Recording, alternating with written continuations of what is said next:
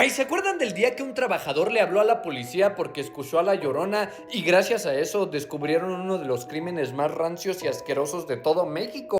No, hombre, mana, pues agárrate porque te cuento esta historia y te vas a miar. Y para esta historia tenemos que ir al día 14 de febrero del año 1998 en mi queridísima Iztapalapa que me vio nacer. Y bueno, pues resulta que esta historia comienza cuando una estudiante de secundaria llamada Berenice desaparece sin dejar rastro alguno. Lo último que sabía su familia de ella es que mi comadre había ido a un convivio de la escuela para celebrar el Día del Amor y la Amistad.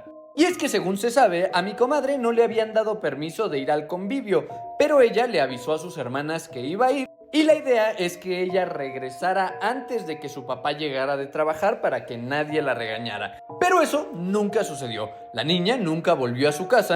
Cuando el papá llegó empezó a preguntar por ella y le dijeron que había ido a hacer un trabajo de la escuela, pero la mentira no duró mucho.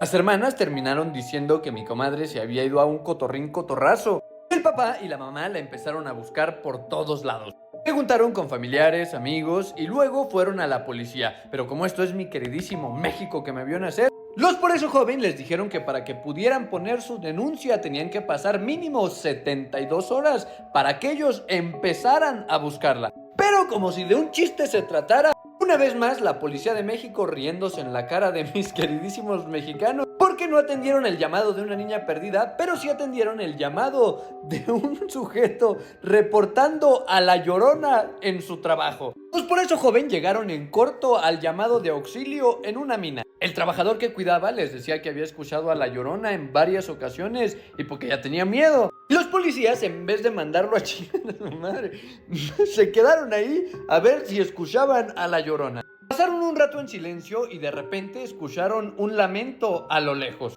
Para ese momento aún no podían creer lo que estaba sucediendo, pero se volvieron a quedar en silencio y nuevamente escucharon a una persona quejarse a lo lejos. Se acercaron lentamente y empezaron a quitar ramas, hojas y piedras. Debajo de todo ese montón de escombro y tierra se encontraron con una persona que tenía la manita mochada, así la mitad de la manita mochada. Y su ropa parecía la de una momia, totalmente oscura y desgastada.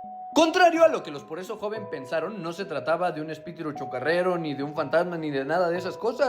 Simplemente se trataba de la niña Berenice que había desaparecido de la secundaria. Y a pesar de que mi comadre tenía su manita colgando, todavía no estaba petateada, así que llamaron a la ambulancia y se la llevaron. Mientras tanto, la familia la seguía buscando por todos lados. Preguntaron a unos de sus compañeros de la escuela si la habían visto y les dijeron que sí, que la niña se había ido con el maestro de matemáticas saliendo de la escuela y después no la habían visto.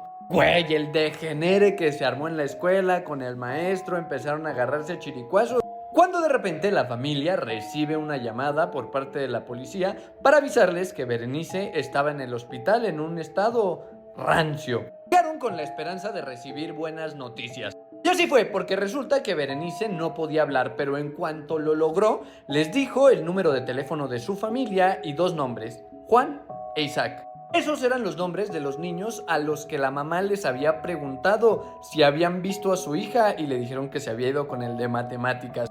Hijo, mana, pues resulta que Berenice era noviecita de uno de estos dos niños.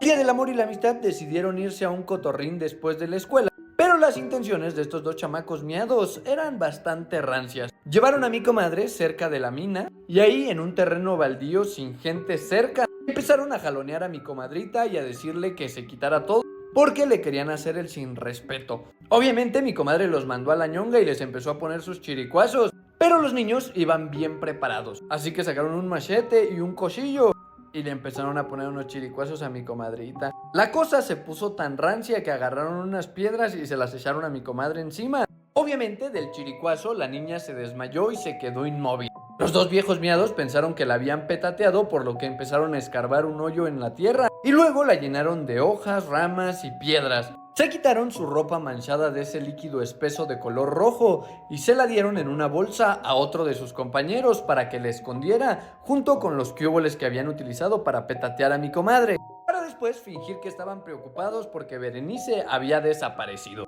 Y si usted está pensando que bueno que la niña no está petateada y que estos sujetos los agarraron, déjeme decirle que el sistema de justicia mexicano se pasa las cosas. Porque resulta que los niños tenían 16 años y 14 el más pequeño. por lo que la justicia del estado los envió a un tutelar de menores solamente por 2 años.